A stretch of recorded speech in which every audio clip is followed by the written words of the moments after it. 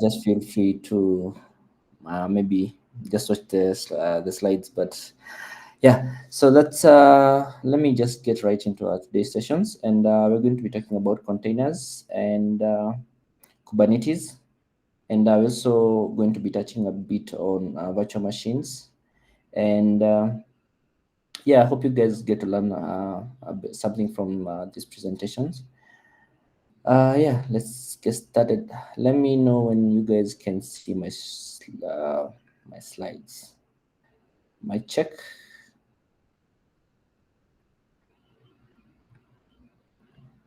Okay, can you guys see my slides? Yeah, we can see them. Thank you for that. Okay, so yeah, let's get started. I've already introduced myself, and before we can get started, maybe like to ask you guys if you have any ideas what container is, or if you have worked with containers before. Yeah, if you do have a container, please do. You can maybe indicate on the channel, on the chat, and yeah, that would be helpful a lot. And if you haven't interacted with containers, or you have no idea what containers are, don't worry, because this presentation is mainly meant for that purpose. It's going to give you like an introduction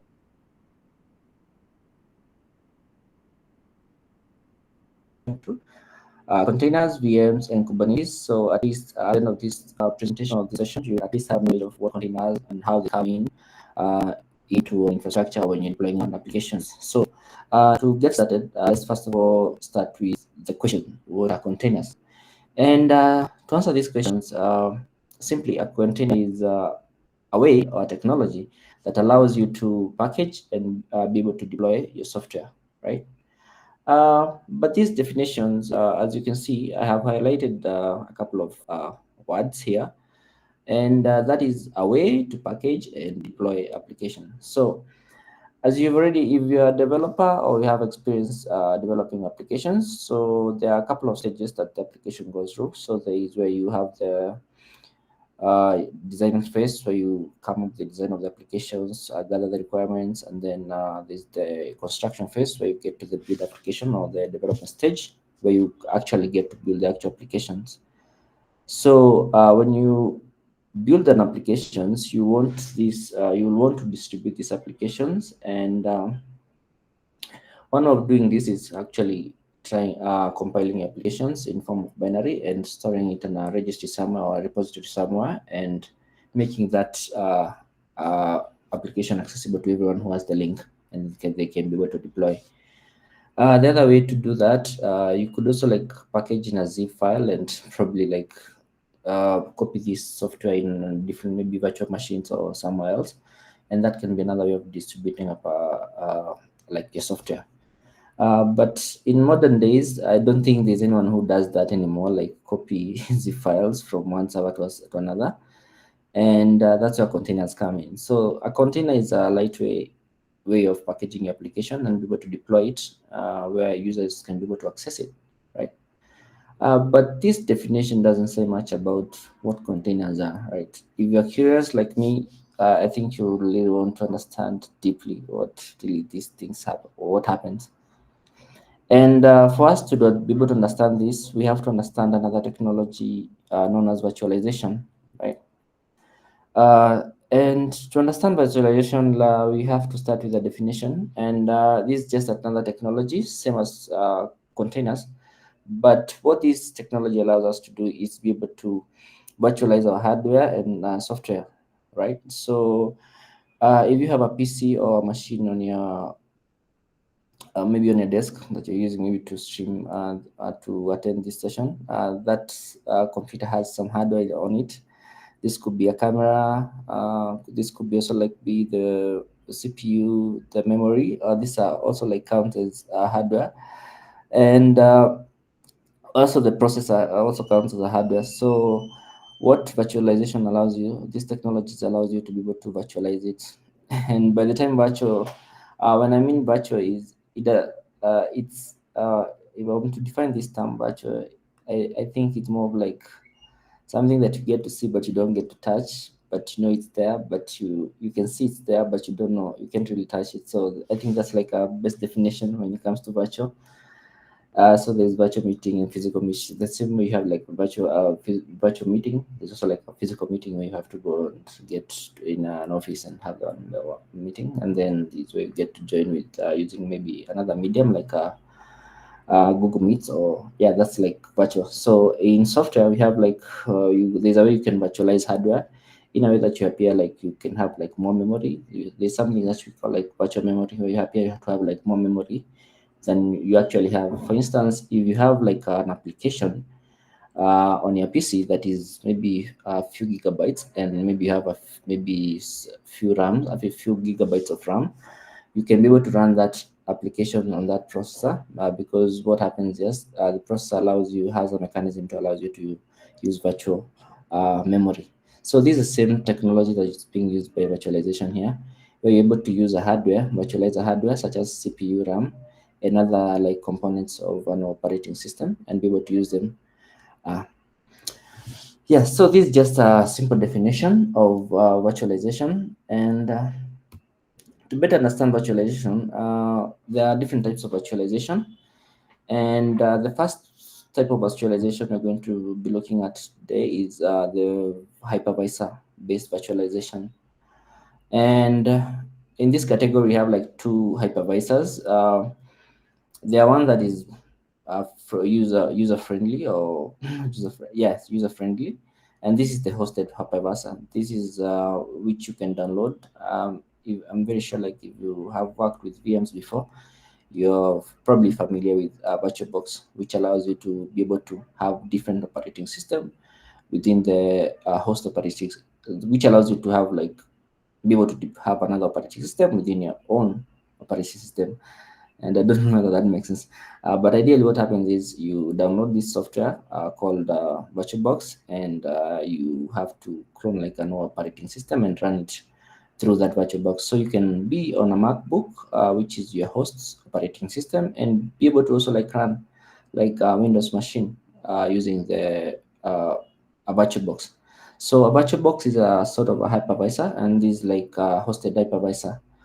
And the other type of hypervisor is a bare metal hypervisor. And these are the kind of ones you see on the cloud compute used by cloud computing providers such as Microsoft and AWS. So for Microsoft, they have their own Hyper-V, which they use for their cloud. And basically, virtualization is what makes cloud computing possible. And this, if you really want to have a good understanding of how maybe cloud computing works, I think it's also it also like it's worthy to have a good understanding of how an operating system works from the ground up, from the processor all the way up. So, and getting to play around with the hypervisor, you get to understand how you can be able to have a different operating system. And yeah, so that's just one way of like doing virtualization.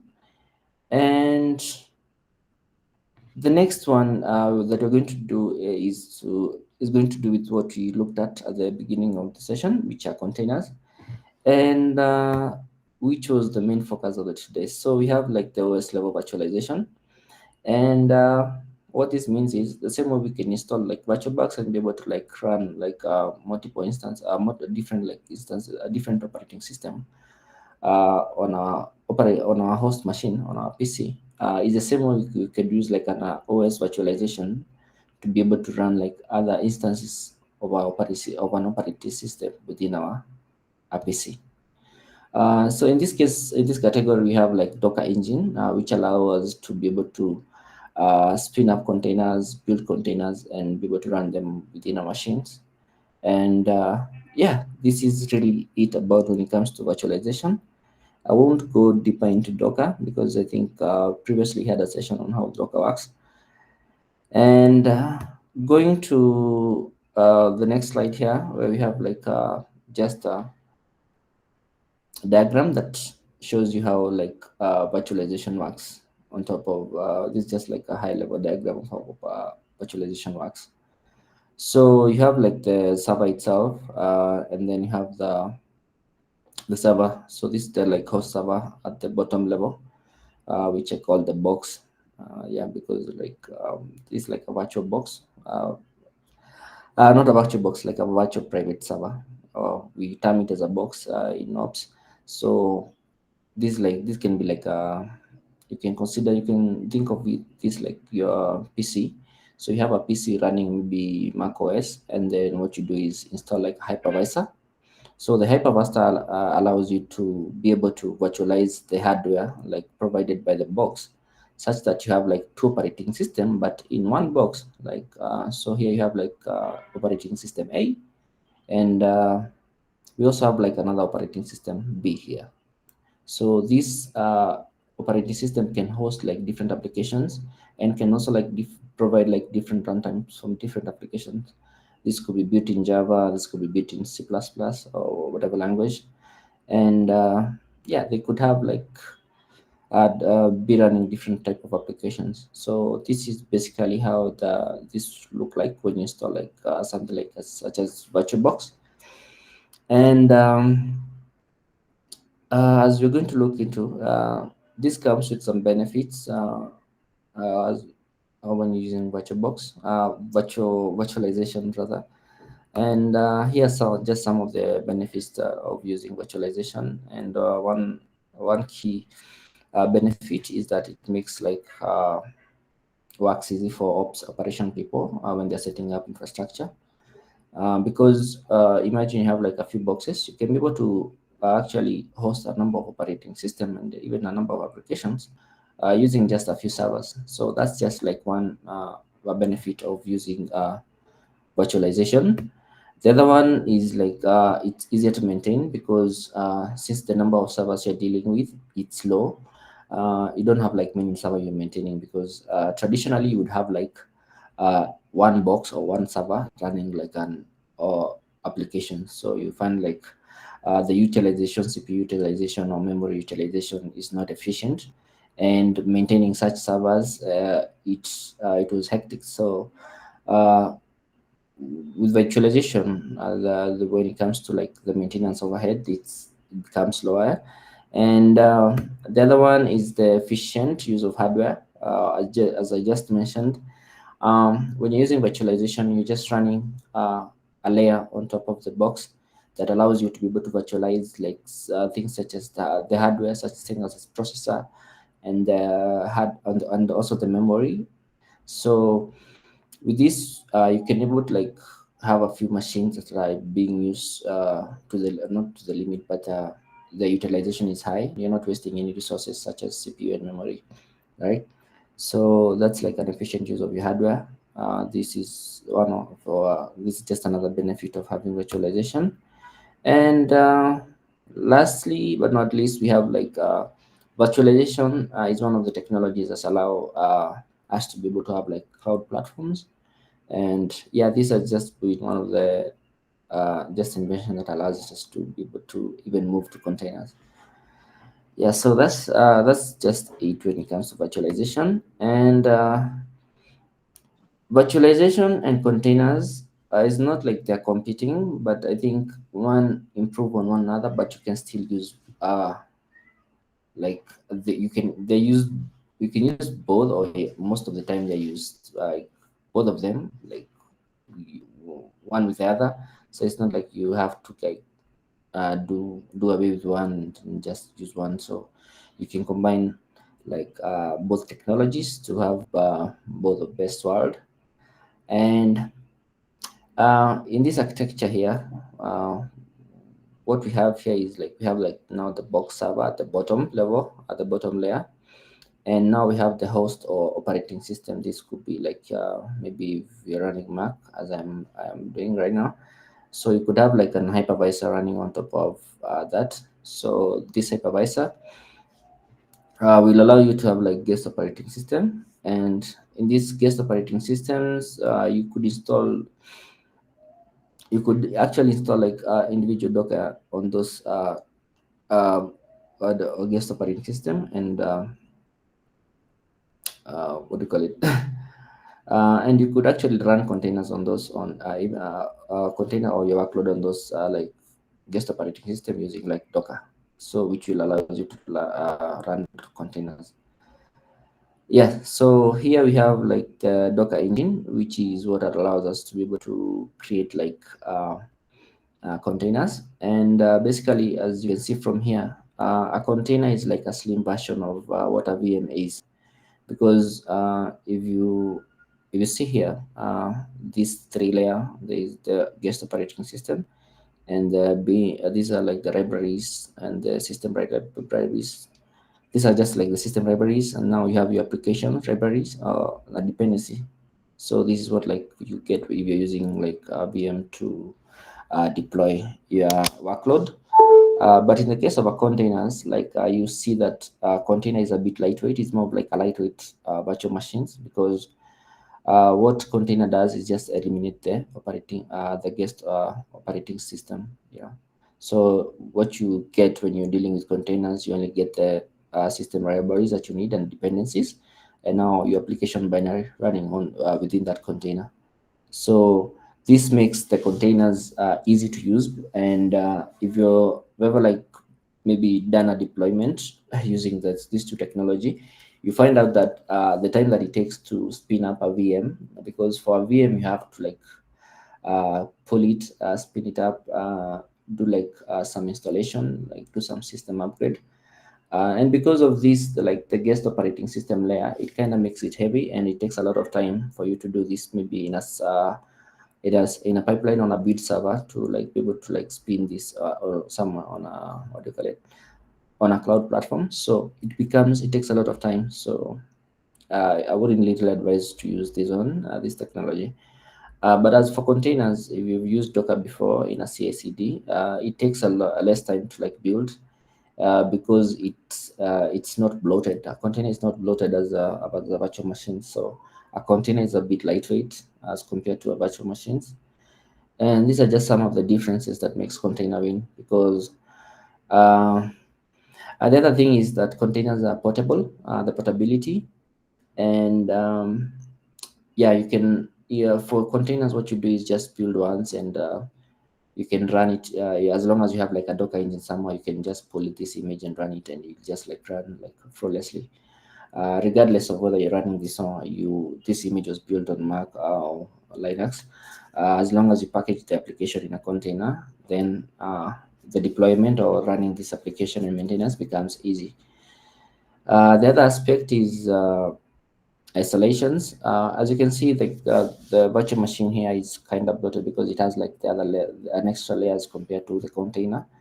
So for the container, like even for the isolation things such as isolation, you see that uh, maybe vulnerabilities that may attack maybe against this operating system, might not get to like the application itself. So this is just like another layer of protection added onto when you're using containers.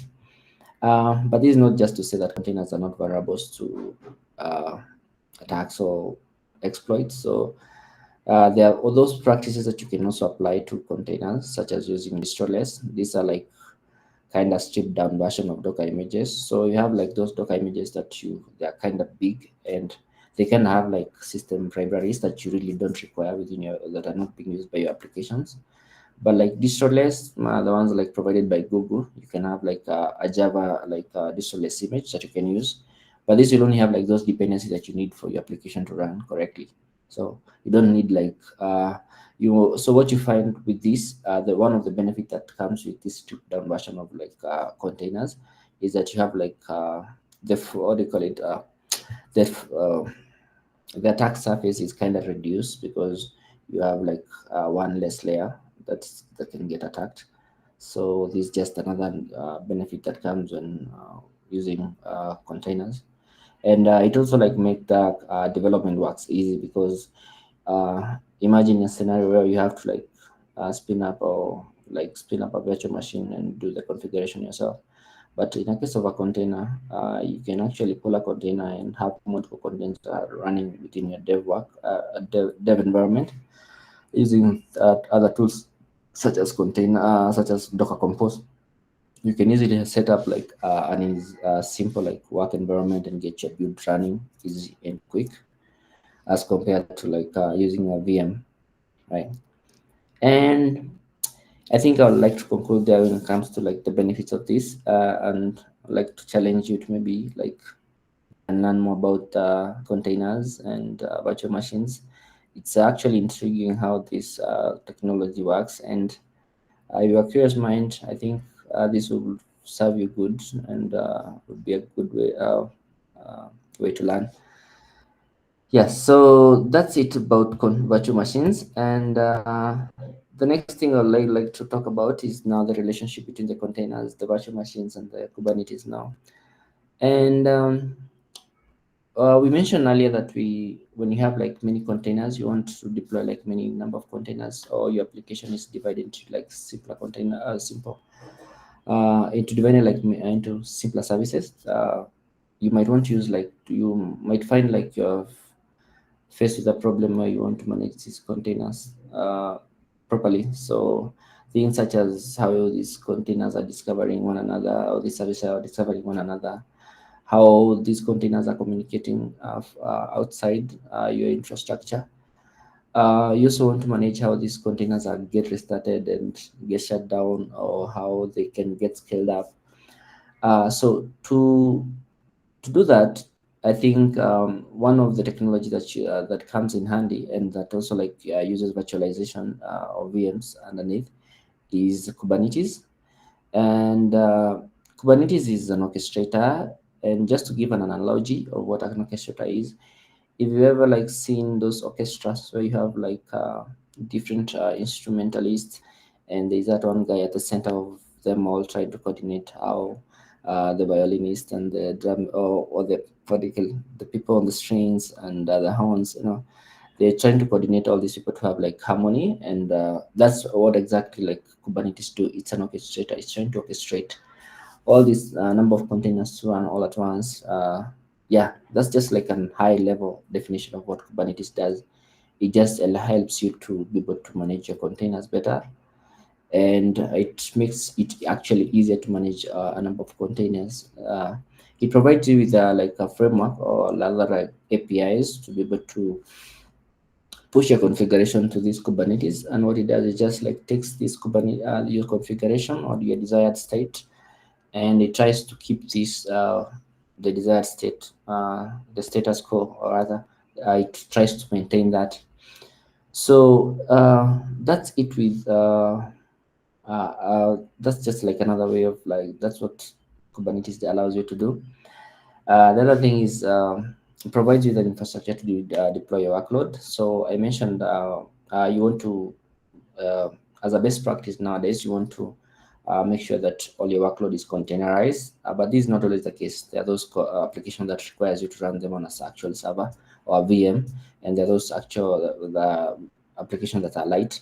So, for instance, if you have a DB, you don't want to run it on a container, or you don't want to be running it on a container. For instance, if you're in a cloud environment, you don't want to be running it in the same cluster. So you want it to be on an external. You want to have it on RDS or a different type of service. So there's where like VMs come in handy, and there's where like container shines. So in a case where you have like a stateless applications, for instance, maybe a web or API, like our API would be like a best RESTful API, which is most for like stateless. So it would be like a good candidate to be containerized, and this would be actually could make a good candidate as a workload for Kubernetes. So that's just another benefit that Kubernetes allows you to provides you, uh, easy to deploy and easy to manage. And just to conclude, here is just like a high level of how Kubernetes work. I mentioned we have like Kubernetes also like use VMs. So this is just like the components, the high level components. So here we have the Kubernetes master node. So what happens is what you do is upload your configuration to Kubernetes. They'll be stored here within etcd, etcd, yeah, which is like some sort of storage. And there are schedulers that allows you to be able to apply this message to the worker node. So what happens is you take the instructions, and for instance, you can say like you have like a deployment that you push to Kubernetes, and Kubernetes will take this and through kubelet, this will allow you to be able to deploy pods, and these pods are what actually, like, these are like more like processes within pods actually contains Kubernetes. They're like unit of work in Kubernetes. So these are like more processes. This is what get the containers running, and we have the container runtime environment. So for you to be able to use container, so you need like this. We mentioned we have like an operating system level virtualization. In this case, we use like something like container D or or Docker engine. I think for Kubernetes, they recently like changed the runtime and container runtime environment. Yeah, so this is what allows you to be able to, if you push a deployment to Kubernetes, this will go and check where the image is and pull it. And if it you need to authenticate maybe to a registry, or you need to also like post those secrets for you to be able to like pull an image from for this container runtime to be able to like pull an image. And for kube proxy, this is what allows your this assigns IPs, and this was allow networking to be possible within our worker node. So the worker node is just another VM. So this is just like a box or a server that has CPU and memory. So it just has provide the hardwares. So the Kubernetes itself is just the applications that allow this to be able to possible. Uh, you can have like a simple setup for Kubernetes, like where you have, in case if you ever use like something like Minikube, where you have like just one node which serves as a master, but you can have like a single node for master and a couple of like worker node or VMs run working as workers. And yeah, so this mostly it about containers and Kubernetes, and I hope this you guys really learned. Unfortunately, today we didn't have like a demo or something. Hope that maybe next time we can have like something that is technical to go through and see how this works. Maybe a part two of this. And at this uh, at this time, I would like to welcome any questions, any suggestions, any feedback. Feel free.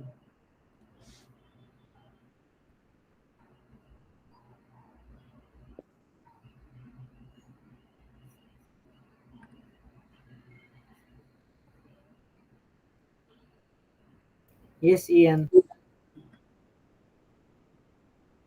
So, hey guys, once again, thank you, Gidraff. So I have something else to add on to what you have just shared with us about the virtual machines, and I wanted to point out also that you can also virtualize your Kubernetes cluster. You can have it's called a nested Kubernetes cluster. You can have your own cluster running, let's say in EKS or in your laptop, and then you can have another cluster running inside that cluster, and even another cluster running inside the virtual cluster. It's the same concept to virtual machines, but this is now a virtual cluster. This is a project that have been using for a while, and it's been a good project.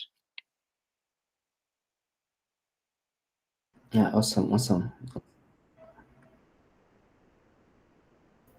Thanks, Ian, for the input. We also have a question in the chat board from Faith. It Yeah. says, when you say K8 provide infrastructure to deploy workloads, what exactly are workloads? Yeah, so I think what I term as a workload is this could be like a combination of code and data. So that can be termed as a workload. So this could be applications. This could be like a simple application such as an API. So that's what I term as a workload. So you containerize your applications using Docker and push it to a registry. And through like Kubernetes objects, you can be able to like create workloads that Kubernetes will be able to run on the clusters. So that's what I mean by workload. But it's simply like just like it's a as the words states, it's a workload. It's a load of work. So it's just like a simple application running that actually consume memory and CPU. So that's what I mean by workload.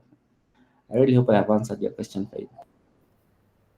Yeah, thanks, Gidraff. Faith, you can confirm on the Okay, perfect. She confirmed. So Emma, you have a question? Yes, thank you, Gitra, for the session.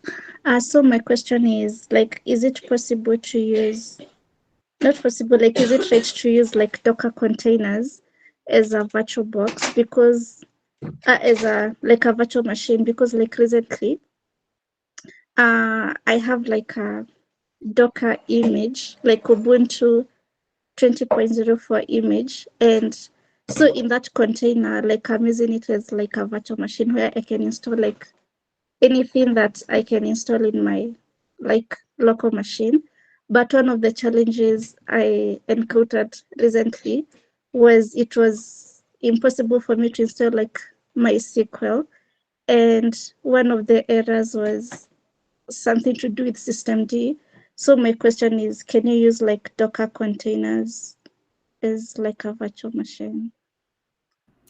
Yeah, I think the two technologies are different in that container or a Docker container is a bit light as compared to a VM, but you can actually do the other way around. Instead of having to actually install, like in your case, you give an example. What you could do is instead of having to uh, install an SQL in an image, what you can do is just like pull try it and find an image that's already like pre-built and just try to use that, because I think that would be the easiest way. But I think the question would be like, no, you can't use like a container as a VM, right? Because the two, Yes. yeah, but you can use like a container or a Docker image within. You can run a container on a VM. Okay, thank you. Perfect. So we have another questions question from Evans. He says, what are the key differences between containers and virtual machines? Uh, could you come again? What are the differences between containers and VM, virtual machines? Yeah, so I mentioned in terms of isolations, I think container is a bit lightweight, more portable as compared to like VMs. Another thing is like the VMs are kind of heavy because they also like come with extra like system libraries. But for containers, you only like have what you need, libraries and dependencies that the application needs to run.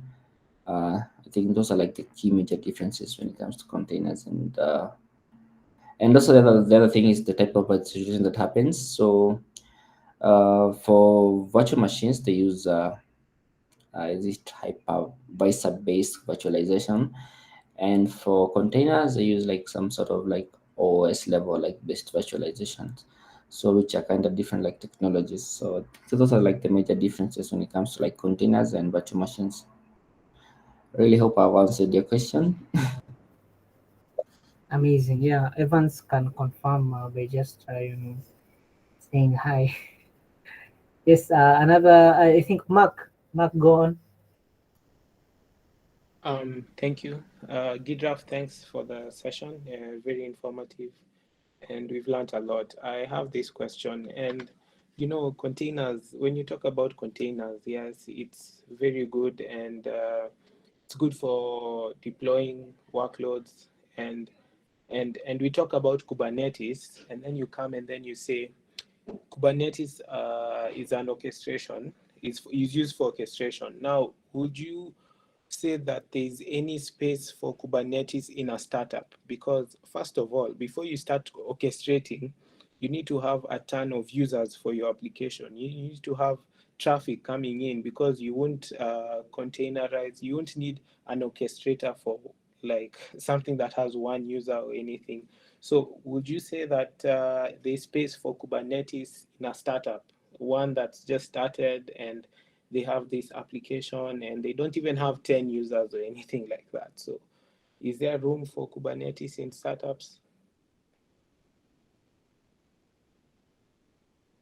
Yeah, I've worked with startups that are using Kubernetes. Like my previous employer, like had yeah, it was like a startup based in Germany. Yeah, they had microservices, but I think also like depends with how you're doing your startup, because if you're fully funded and maybe you have like money to spend on the cloud, then it makes sense. And if you also like generating enough revenue, like that would makes a lot of sense to invest in Kubernetes. But I think it would be an overkill to you, like if you maybe doing a bootstrapping or on yourself, like to do that. But I think it's also like doable. You can still like use Kubernetes and maybe scale. But how I've seen people do it in a startup, when I was doing like a bit of freelancing back then, you could see like people they buying like a box, not like on the not on the cloud provider, using cloud provider. Some providers such as Contabo, they sell you server which you can buy like a one time, and they were using these VMs to deploy a micro K8s, which is a variation of it's just like a Minikube, how you can run Minikube within your PC. They were doing the same. I was doing the same for micro K8s. I had like these two boxes. So one box I had like the staging environment. The other one I had like it was only like one cluster. It had like one node, so I was using my Kubernetes to like do that. He was just one guy and me, so just trying to bootstrap his company. So he was working on the code. I was well helping with the operation works, which meant like operating or installing microKTs, deploying ISTO, deploying these small microservices.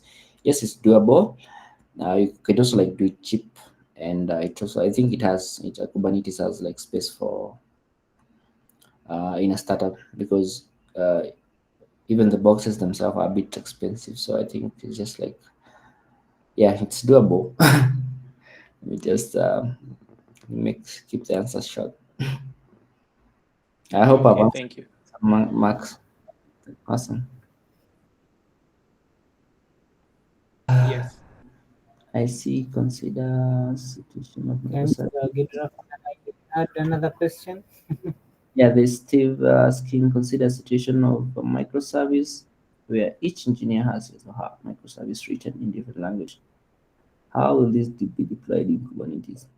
Okay, awesome. Yeah, so the thing with container is the bit with the installation. So it doesn't really depend, because with the if you have different applications and you containerize them, um, I'm assuming these microservices are written like in different languages. So which means the time you're going to like containerize your application or these microservices, you have to consider which base layer you're going to use for your images. All right. If maybe you're using something as Java, you want to make sure that the base image you're using has all the dependency that you need to run like a Java applications. And if you use maybe like a Go application, like you also need to make sure that the base image that you're using also like support like has Go like runtime within the image, and also other dependency or required by a Go application to run within that image. So I think once you get that like sorted during like the containerization like stage, when you're going to deploy them in a Kubernetes, that won't like change, because we mentioned that they are portable. Containers are portable because regardless of whether you're using a Windows machine or even a Linux machine, you can containerize them, and if you take this to wherever you have like a maybe a Docker engine somewhere, like a container engine somewhere, this will run correctly the same way they were running on your machines. So you won't have like, okay, this was working well in the machine, then it doesn't work well and it's get deployed on infrastructure. So I don't think this would be a problem when you're deploying microservices written in different languages, because the container kind of isolate all these different applications from each other. So even Kubernetes kind of has this knowledge mechanism to also like isolate those images.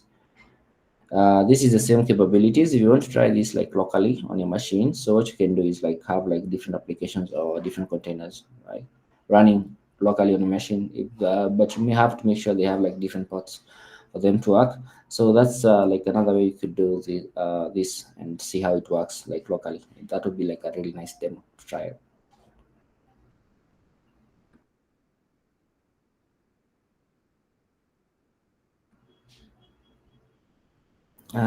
Yeah, there's this. Yep, you had shared documents in the chat. I think it's the slides, and I don't know which access Njogu is asking, but I'm sure it's because when I open it, it's in viewer mode. So is it which kind of access Njogu would you want?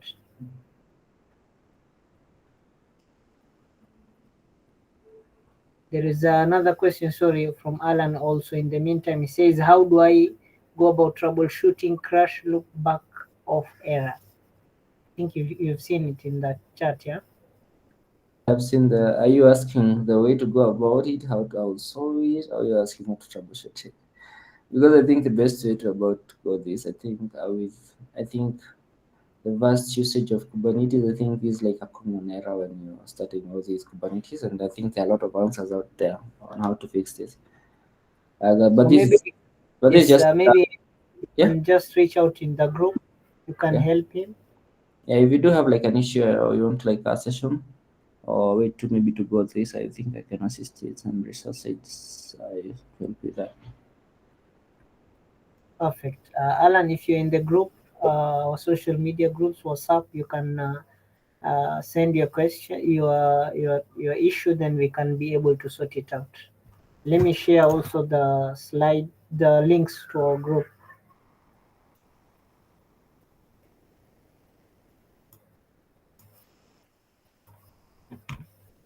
One minute. Any other question, guys, in the meantime?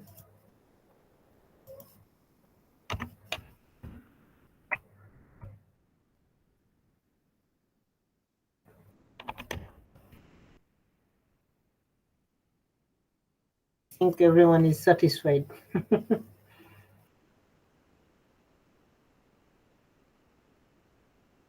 Awesome. It was an honor like doing this presentation, and it's my hope that you guys really learned, picked something from this session. Yeah, it was really good. Gidraff is a challenge to you. We come up with another session for, a demo for us. Yeah, sure. That's definitely like I can do like another second pass because I wanted to make sure that the demo was under like an hour. But I certainly like can make sure like we can have another session where we do go through a demo and see how all this technology works. Perfect. Let me share back my slides then.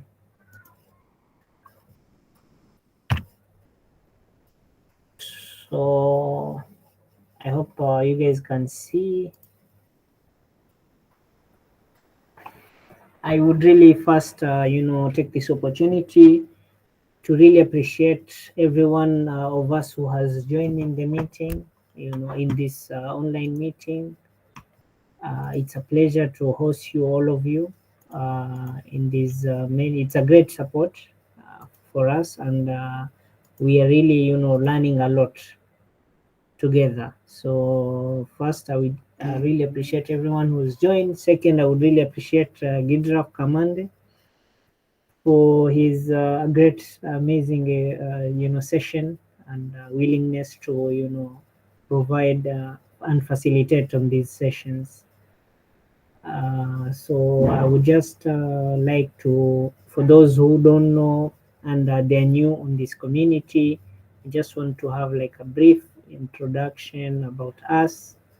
We are Nairobi DevOps community. Our main aim is, to have like a safe community for all of us, from tech, from DevOps engineers to everyone that is in tech, software engineers and all, and whoever wants to start the journey of DevOps, students, even if you're in another career and you want to shift to DevOps and all. So we are a community comprising of all of us, and we have amazing team that is running behind this. As I mentioned, so 1 second. Yeah, our mission is to create a supportive and inclusive, community that values diversity and support learning and growth. Our vision is to be a leading DevOps community in Nairobi and beyond, driving innovation and empowering professionals to excel in our careers. And it's not only Nairobi, but the whole Kenya. And even, we're targeting Africa at large. Yeah, our great team behind this amazing community is Samuel Kadima, he's the founder and the director. Myself, Mamun Bonakombo, I'm the assistant director. Marceline, who is a community outreach manager. Samson, program leads. Ian, assistant community and also a treasurer. Alvin, project leads. Emma, events. Lawrence, assistant events manager. Franklin, Ivy, Daniel, and Ivan. It's an amazing team, and we are all in the WhatsApp groups. Kindly, if you have anything, you can reach out to all of us in the WhatsApp group, LinkedIn, and all. I've shared in the link in the chat for our links to all our social medias. And how can you help? You can help by assisting and running for sessions like the way Gidraff has done it. Reach us to us if you want to facilitate with your topic, and we'll find space for you to do one facilitations.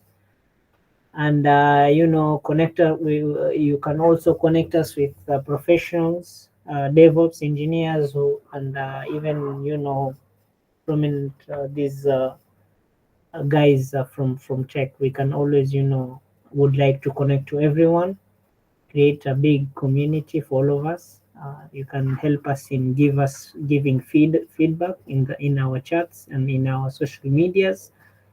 Share ideas on how to make the community better, sharing our posts and posting on our channels. As we share, you kindly help us to share more, documenting activities and organizing events. So I'll also appreciate if the one if you're not in our community channels, kindly I can just give some minutes to everyone to scan and join automatic if the link is not working. And I want to take this opportunity to one second. I would like to take this opportunity to present something amazing for all of us that will happen soon. And it's an interesting event for all of us and for our community. I want to share with everyone of us. One second. Let me share.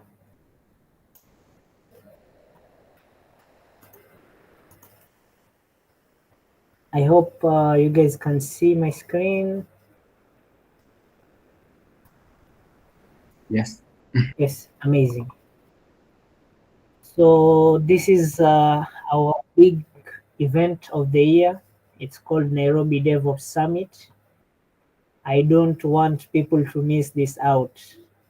I trust me, guys. It's a big event, and we have limited slots. It's a physical event that will happen in Ngonglen Plaza, the same building that Moringa is, and it will be on third floor.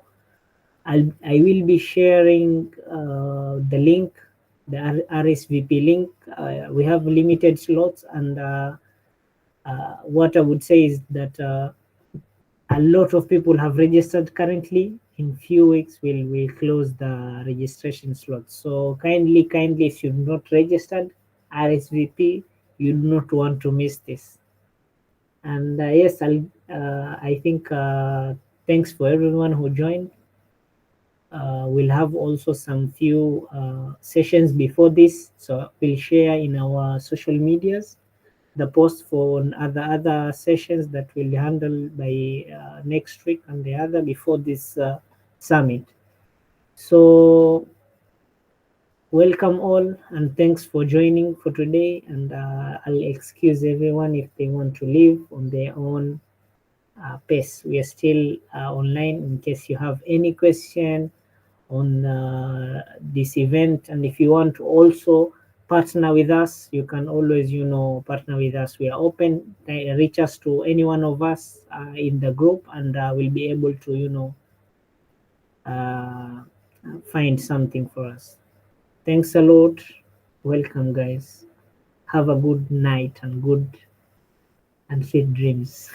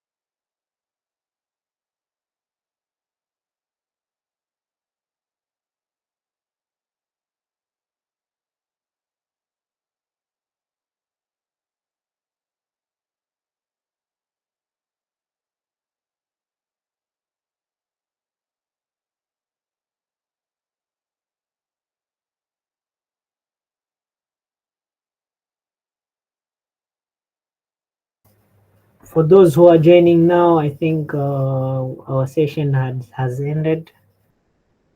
We will share the recorded link on our social medias.